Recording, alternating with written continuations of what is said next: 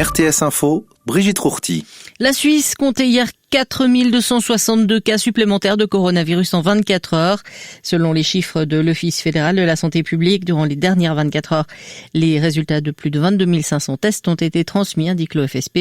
Le taux de positivité s'élève à 18,88%. Le Conseil fédéral reprend la main dans la lutte contre le Covid-19. Il envisage dès samedi des mesures pour toute la Suisse, telles que fermeture des magasins et restaurants à 19h, réunions privées limitées à 5 personnes et activités culturelles interdites.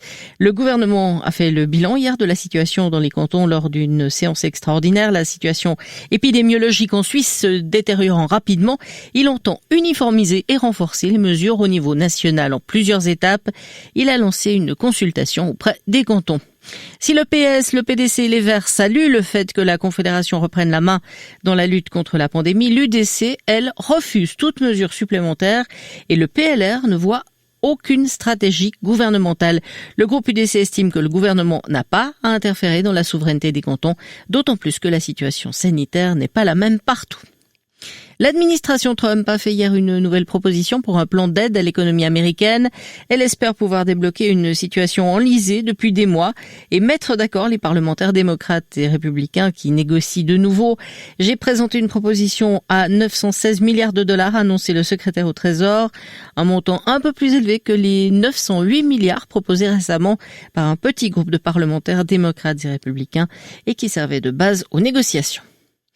Le Premier ministre britannique Boris Johnson rencontrera aujourd'hui à Bruxelles la chef de l'exécutif européen Ursula von der Leyen dans un ultime effort pour faire aboutir les négociations post-Brexit, toujours dans la passe.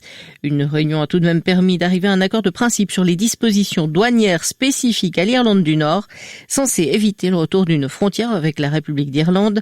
Le gouvernement britannique va donc retirer les articles d'un projet de loi controversé actuellement examiné au Parlement, qui visait à les contourner mais violait de son propre aveu le droit international au nom de la nécessité d'assurer la continuité des échanges entre Irlande du Nord et Grande-Bretagne.